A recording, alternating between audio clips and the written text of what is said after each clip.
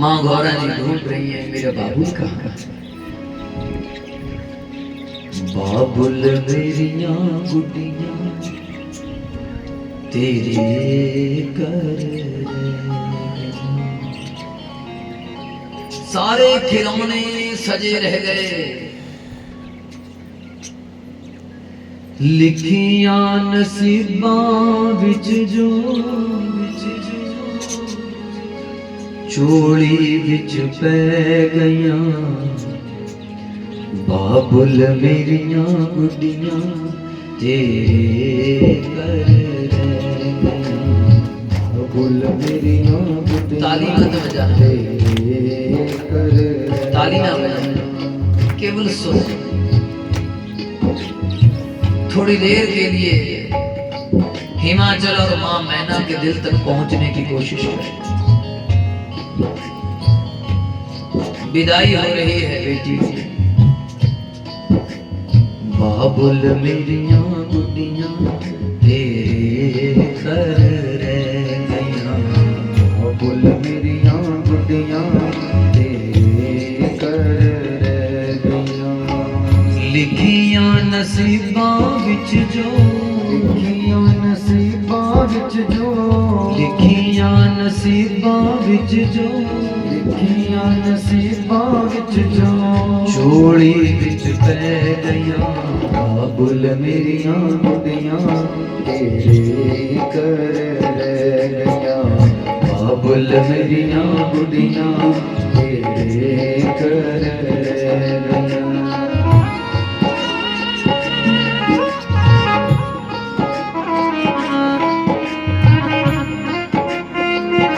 विदाई का जब समय आया, बार बार बेटी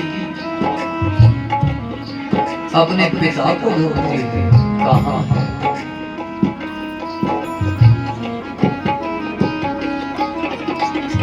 खंबा पकड़ कर बाबुल रोए। खंबा पकड़ कर बाबुल रोए। खंबा पकड़ कर बाबुल रोए। खंबा पकड़ कर बाबुल रोए। पल्लू पकड़ कर माता रोए। पल्लू पकड़ कर माता रोए। लिखिया नसीबां विच जो, लिखिया नसीबां विच जो, लिखिया नसीबां विच जो, लिखिया नसीबां विच जो चोली विच पै गईया। बाबुल मेरिया गुडिया तेरे कर रह गईया। बाबुल मेरिया गुडिया तेरे कर रह गईया। ये बेटियां इतना प्रेम करती हैं माता पिता से, हजारों कष्ट सहन कर लेती हैं, पर माता पिता को कोई कुछ कहे सहन नहीं करता। आपको शायद पता हो या ना पता, बाय चांस में कभी किसी बेटी का पिता गुजर जाए, जब वो बेटी आती है तो आकर के देहली पर गिरकर जरूर रोती है। ये वो देहली थी जिस देहली के अंदर मेरे पिताजी रहते थे, मुझे कोई चिंता नहीं। देहली पर पकड़ा गया। हाय, अब इस देहली पर मेरा वो अधिकार नहीं रह गया जो पिताजी के साथ था।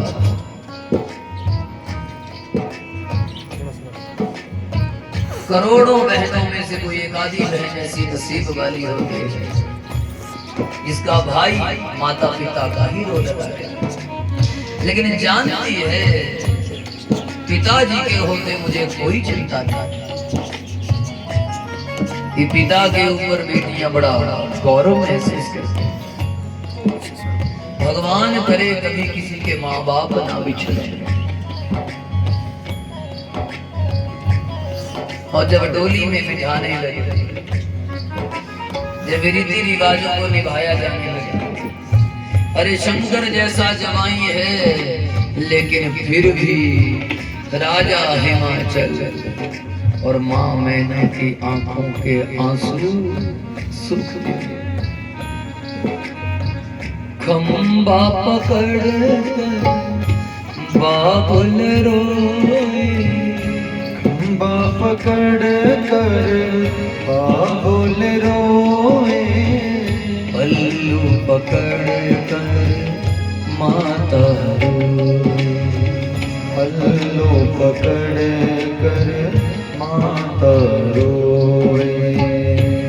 मामा मामा दिया ने ठंडियां छां दिया ने, मामा मान दिया ने ये ठंडियां छां दिया ने। ना प्यार मिले माँ वर्गा, ना प्यार मिले माँ वर्गा, ना प्यार मिले माँ वर्गा, ना प्यार मिले माँ वर्गा। ठंडियां छां दिया ने। लख मोड़ चाचियां ताइयां मामा दिया ने, लख होण चाचियां ताइयां मामा दिया ने। मामा मामा दिया ने, मामा दिया ने ठंडियां छावां दिया ने, ये ठंडियां छावां दिया ने। ठंडियां छावां दिया ने। ये ठंडियां छावां दिया ने। भगवान करे कभी किसी के माँ बाप बिछड़ जाए, जैसे ही चले थे महाराज, उस स्थिति का वर्णन करना बड़ा कठिन है। माँ गौरा जी माँ मैना जी के गले लग करके एक बात कहती है,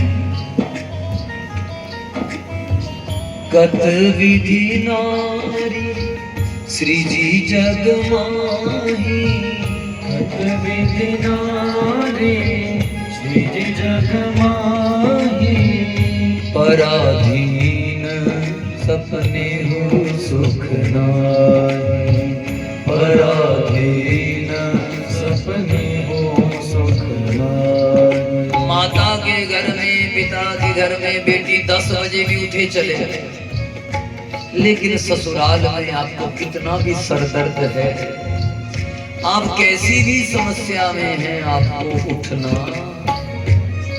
घर के काम करने, ये बहाने माता पिता के पास ही चलते हैं, आगे नहीं चल सकते। इसलिए मैं निवेदन करूं बेटियों को घर के हर काम में सशक्त होना चाहिए। तीन परिवारों की जिम्मेवारी एक बेटी को।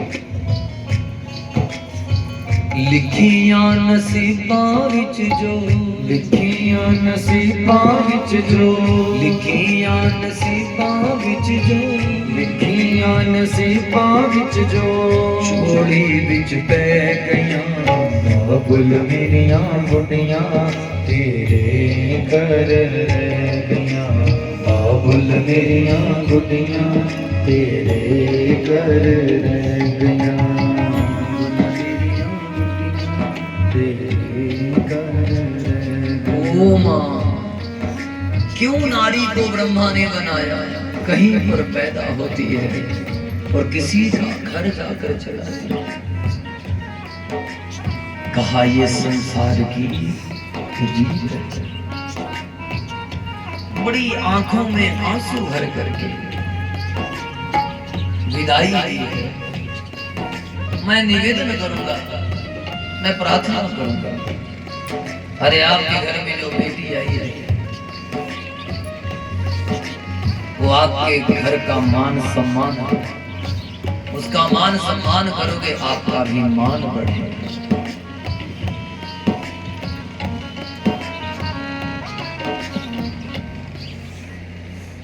और भगवान शंकर जी ने कहा कोई नाचेगा नहीं, कोई कुछ बजाएगा नहीं। बड़े प्रेम के साथ सबकी विदाई आई और भोले बाबा रोज गौरा जी का मान सम्मान करते। बार बार पूछते हैं तुझे जाना है तो मुझे बताओ, मैं तुझे ले चलूंगा। शिव महापुराण में लिखा है इदम आख्यान आख्यातम अद्भुतम मंगलाय सर्वविघ्नोपशमनम सर्वव्याधि विनाशय। अरे जो इस भगवान शिव के विवाह की इस कथा को सुनता है उसके घर में सदा कल्याण होता है, सर्वदा मंगल और आनंद का, प्रेम का उनके घर में व्यवहार होता है। और काफी वर्ष बीत गए। भोले बाबा कैलाश पर्वत पर गौरा जी को कभी कभी घुमाने, कभी हिमाचल में ले जाते ही रहते। याद रखिए जिस घर में पति पत्नी बड़े प्रेम से रहते हैं, जिस घर में पति पत्नी का जीवन आनंद पूर्ण और प्रेम पूर्ण है, उस घर में सदा मंगल होता है, कार्तिक होता है, उसके घर में गणेश होता है। इसलिए प्रेम पूर्ण व्यवहार ही ये हमारे शास्त्र सिखाते हैं। अगर आप ये प्रेम पूर्ण व्यवहार सीख गए, आपका जीवन सफल है। अब तो शिक्षाएं खत्म ही हो गई, आत्मा और परमात्मा के जन कल्याण की तो बातें ही नहीं रही। पहले ये पढ़ाई ही नहीं होती थी जो आजकल पढ़ाई जा रही है। पहले पढ़ाई होती थी किस प्रकार से अपने जीवन को मुक्त करना है और किस प्रकार से परमात्मा को प्राप्त करना है, मिलना है। ना कस्यापि दूषणम अयम ही युग धर्मो वर्तते। युग का धर्म है। लेकिन फिर भी जो लोग समझ जाते हैं, जो आनंद प्रेम पूर्ण हो जाते हैं, उनका जीवन मंगलमय है। हजारों वर्ष बीत गए। सूत जी कहने लगे, ब्रह्मा जी नारद जी को कथा सुना रहे हैं। भगवान शंकर और गौरा जी बड़े प्रेम पूर्ण जीवन को बिता रहे हैं। देवराजेंद्र कहने लगा, हमने इतने उपाय करके शादी को करवाया और आज दिन तक मेरी कुर्सी फिर भी तारकासुर के पास है। अभी देखो ये नेताजी इंद्र, ये देवताओं का राजा है, ये दूसरे का सुख ही नहीं देख पा रहा। इसने बैठक की, सभा बुलाई, सारे देवता इकट्ठे हुए। कहने लगे हम भगवान शिव और गौरा जी के एकांत को भंग करेंगे। ब्रह्मा जी कहने लगे, लगता है तुम्हारा दिमाग खराब है। तब यहां पर लगभग 10 लोगों का नाम लिया गया जिन्होंने पति पत्नी को अलग करवाने का काम किया। उनका सर्वनाश हो गया। याद रखना, ये जो लोग पति पत्नी के बीच में वहम पैदा करते हैं, ये जो पति पत्नी को अलग रखने की भूमिका निभाते हैं, इनकी पीढ़ियां नष्ट हो जाती हैं। किसी भी रूप से पति पत्नी को अलग करने का जो भी कोई काम करता है, उसका परिवार, उसका कुल नष्ट हो जाता है। उसकी जमीन जायदाद तक उसके पास नहीं रहती। इसलिए कभी भी पति पत्नी के बीच में वहम पैदा नहीं करना चाहिए। और नाम कितने लोगों का लिया?